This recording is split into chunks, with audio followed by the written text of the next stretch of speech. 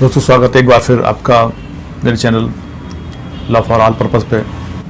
जब हम सीआरपी शुरू करते हैं तो उसमें क्लॉज का डेफिनेशन क्लॉज का सेक्शन 2 आता है, जिसको सेक्शन 2B में चार्ज के बारे में लिखा है। चार्ज से मतलब है चार्ज के अंतर्गत आने वाले सारे आरोप।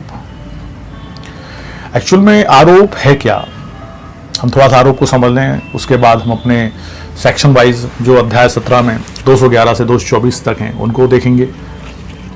उनमें आने वाले आईपीसी के सेक्शंस के आरोप लगता कैसे है, आरोप की आवश्यकता क्या है और आरोप के अंतर्गत क्या आता है, वो सब। तो आरोप है क्या मित्रों, आरोप के बिना कोई भी मामला कोर्ट में चल नहीं सकता। जब कोई इंसिडेंट होता है या कोई दुर्घटना घटती है, एफआईआर होती है, तो एफआईआर के बाद जब एफआईआर तैयार करके पुलिस कोर्ट में प्रस्तुत करती है, उसके बाद आरोप लगाए जाते हैं। आरोप लगाए जाते हैं मतलब वो सेक्शंस या उन विधियों के अंतर्गत जिनके अंतर्गत वो अपराध वर्णित है, वो आरोप हैं जो व्यक्ति पे लगाए जाते हैं, जिस व्यक्ति को कटघरे में खड़ा किया गया है या जिसके ऊपर लगाए गए हैं।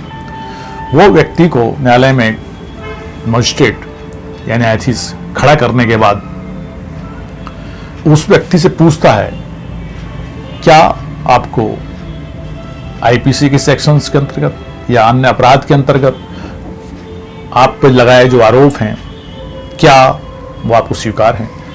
तब व्यक्ति कम से कम मामलों में आरोप को स्वीकार करता है और हर मामले में लगभग वो विचारण चाहता है। तो न्यायालय उससे पूछता है कि आपको विचारण चाहिए, आप विचारण चाहते हैं। तो वो न्यायालय से कहता है, श्रीमान मैंने कुछ भी नहीं किया और मैं विचारण चाहता हूं।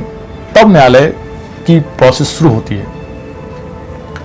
तब आरोप लगाने के बाद व्यक्ति कहता है कि उसको विचारण चाहिए, तो फिर न्यायालय विचारण करता है। अब वो अलग बात है कि मामला किस तरह का है, कि समन ट्रायल्स होगी, कि समन ट्रायल होगी, या मजिस्ट्रेट ट्रायल होगी, या समरी ट्रायल्स चलेगी, या सेशन ट्रायल चलेगी। फिर न्यायाधीश महोदय उस व्यक्ति से उसके वकील के माध्यम से और अभियोजन पक्ष के वकील के माध्यम से आर्गुमेंट्स लेते हैं। साक्ष्याती है, आर्गुमेंट्स होते हैं, दोनों तरफ के गवाह प्रस्तुत किए जाते हैं। गवाहों के बाद दोनों वकीलों को मौका दिया जाता है कि वो अपनी अपनी बात सिद्ध करने के लिए आर्गुमेंट्स दें। आर्गुमेंट्स में रेफरेंसेस दिए जाते हैं, रेफरेंसेस के प्रूफ दिए जाते हैं और उसके बाद न्यायालय एक तारीख निश्चित करता है। जब दोनों तरफ के पक्षों को सुनने के बाद, आर्गुमेंट्स होने के बाद, न्यायालय एक तारीख देता है जिस तारीख में वो निर्णय करेगा और उसके बाद निर्णय आता है। तो सबसे पहले आरोप है, तो हम आरोप को देखेंगे सेक्शन 211 में कि आरोप है क्या। आरोप यदि आईपीसी की किसी सेक्शन में वर्णित है तो वो सेक्शंस आएंगी, और मान लो ऐसा है जो वर्णित नहीं है किसी सेक्शन में या किसी विधि के अंतर्गत, तो उसका विस्तार से वर्णन किया जाएगा कि वास्तव में वो अपराध है क्या, या तो उसकी विधि के रूप में, ताकि वो समझ में आ जाए और सामने वाले जो पक्षकार है उसको भी बताया जाएगा कौन सा आरोप उस पर लगा है। तो दोस्तों अब अपन बिना देर करे सबसे पहले आरोप को देखते हैं। तो आरोप के लिए अपन चलते हैं अध्याय 17 सेक्शन 211 पे। आगे अपन वापस अध्याय 17 आरोप, चार्जेस। इसको भी अध्याय 17 को 2 भागों में बांटा उन्होंने, का आरोपों का प्रारूप मतलब फॉर्म ऑफ चार्जेस, और ख आरोपों का संयोजन ज्वाइंट चार्जेस। तो अपन सबसे पहले सेक्शन 211 को देखते हैं, आरोपों की अंतर्वस्तु मतलब आरोप में क्या क्या शामिल रहेगा।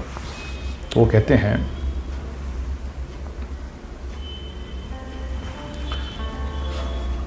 नंबर 1 क्लॉज 1 211 का, इस संहिता के अधीन प्रत्येक आरोप में उस अपराध का कथन होगा जिसका अभियुक्त पर आरोप है। मतलब उसका कथन करेंगे, मतलब वो लिखी होगी बात कि भाई अभियुक्त पर किस चीज़ का आरोप है।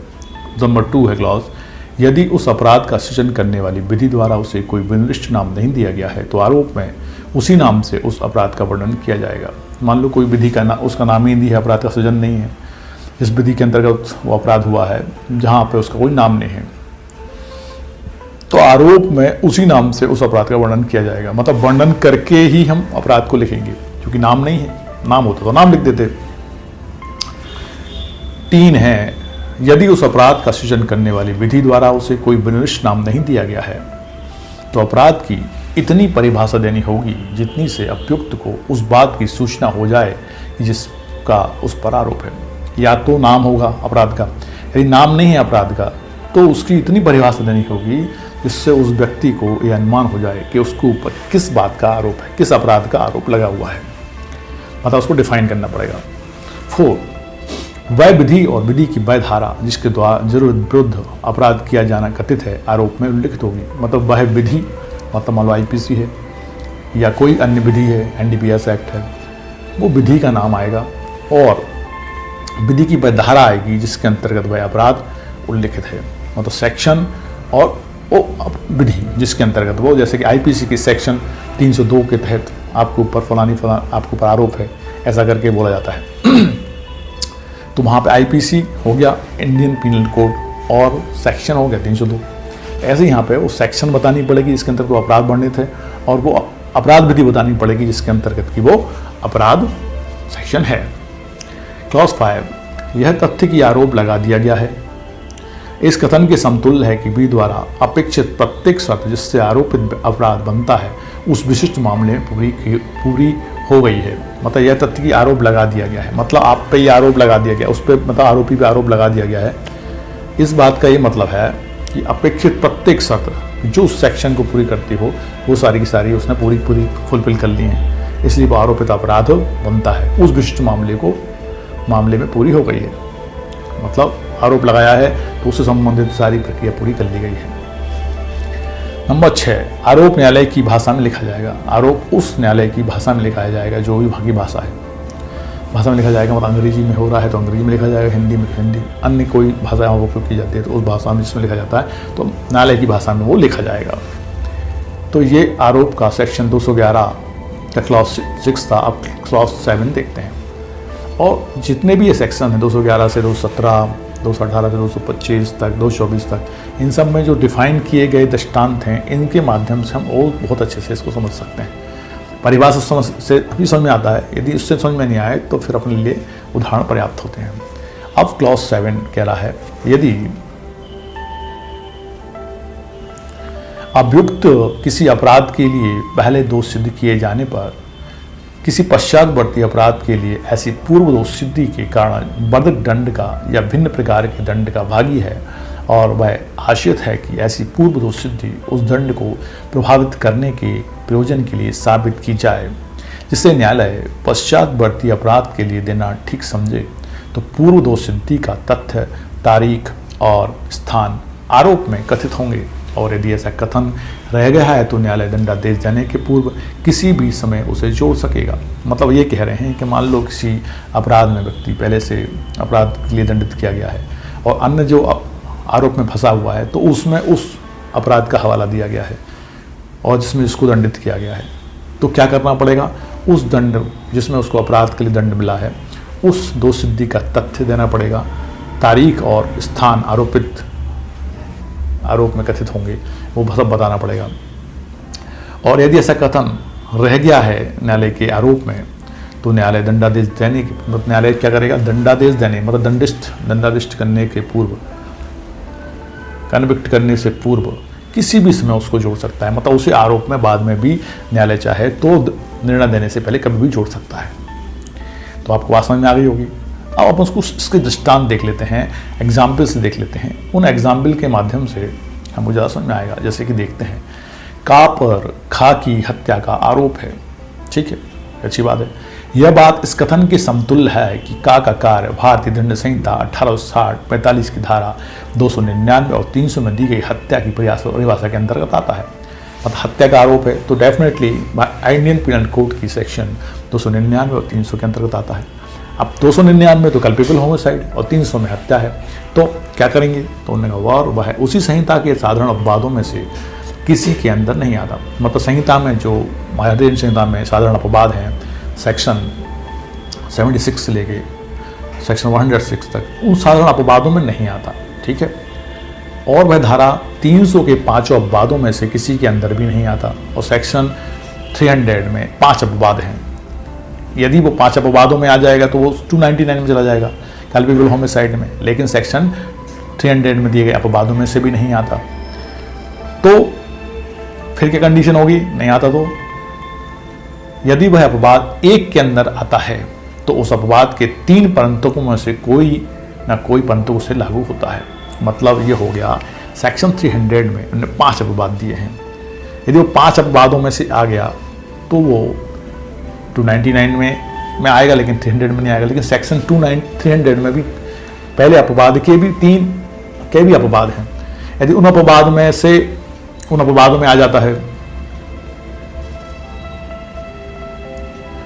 और अपवाद के एक के अंदर आता है तो उस अपवाद के 3 परंतकों में से कोई परंतु उसे लागू होता है, तो उस कंडीशन में कायम जाएगा वो हो जाएगा हत्या में। मतलब सेक्शन 299 इस पर लागू नहीं होती है, सेक्शन 300 लागू होती है। और 300 लागू होती है, इसके अलावा साधारण अपवादों में भी नहीं आता है। और साधारण अपवाद 76 से लेकर 106 तक में।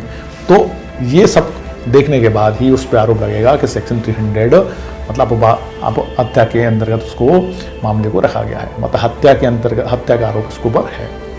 तो का पर खा की हत्या का आरोप है, ये होगी बात। अब इसका दृष्टांत अपन खा देख लें। का पर असन के उपकरणों द्वारा खा को शिक्षा घोर प्रतिकारित करने के लिए भारतीय दंड संहिता का 45 की धारा 326 का अधीन आरोप है। यह इस कथन के समतुल्य है कि उस मामले के लिए भारतीय दंड संहिता की धारा 335 द्वारा उपबंध नहीं किया गया है और साधारण अपवाद इसको लागू नहीं होते हैं। मतलब 335 के अंतर्गत वो नहीं आएगा, तब वो असाधारण अपवाद भी उस पर लागू नहीं हो रहे हैं, तब वो 326 में आएगा, मतलब घोर उपपत्ति में आ रहा है। इसलिए उसके ऊपर का पर असम के उपकरण द्वारा खा को शिक्षा घोर उपपत्ति करने का आरोप है। देख लेंगे कि 335 में तो नहीं आ रहा, काय में आ रहा है, फिर 326 में आ रहा है, तब आ रहा है तो उन्होंने 326 लगाई और घोर उपपत्ति लगाई है। गा पर हत्या, छल, चोरी, उद्दीपन, जारकर्म या आपराधिक अभित्रास या मिथ्या संपत्ति चिन्ह को उपयोग में लाने का अभियोग है। आरोप में उन अपराधों की भारतीय दंड संहिता दी गई परिभाषाओं के निर्देश के बिना यह कथन हो सकता है कि का ने हत्या या छल या चोरी या उद्यापन या जारकर्म या आपराधिक अभित्रास किया है, या यह कि उसने मिथ्या संपत्ति चिन्ह का उपयोग किया है। किंतु प्रत्येक दशा में वे धाराएं जिनके अधीन अपराध दंडनीय है आरोप में निर्दिष्ट करनी पड़ेंगी। मतलब ये कह रहे हैं वो कि यदि का पर हत्या, छल, चोरी, उद्यापन इन सब का आरोप है तो इनमें उनके सेक्शन तो देने ही पड़ेंगे, भले ही वहाँ पे उन अपराधों को परिभाषित ना किया जाए, उनको समझाया ना जाए, लेकिन वहाँ पे उनने कहा हत्या, छल, चोरी, कपट, जारी और आपराधिक अभित्रास के सेक्शन देने पड़ेंगे और उनके नाम अकेले दे देंगे, वो उतने भी पर्याप्त होंगे, क्योंकि इनको आसानी से समझ में आ सकता है, आसानी से समझ में आ रही हैं। लेकिन जहाँ उसकी परिभाषित नहीं किया गया है, जहाँ उसको कोई नाम नहीं दिया गया है, तो वहाँ पे उसको पूरा डिफाइन करना पड़ेगा कि वो कौन से अपराध को उसने किया है, ताकि अभियुक्त को समझ में आए कि उसने किस अपराध के अंतर्गत उसको आरोपित किया गया है। इस तरह से सर, इस तरह से और भी एक आध एग्जाम्पल है जिसको अपन देख लेते हैं। लास्ट एग्जाम्पल और है, का पर भारतीय दंड संहिता की धारा 184 के अधीन यह आरोप है कि उसने लोक सेवक के विधिपूर्ण प्राधिकार द्वारा विक्रय के लिए प्रस्थापित संपत्ति के विक्रय में सास बाधा डाली।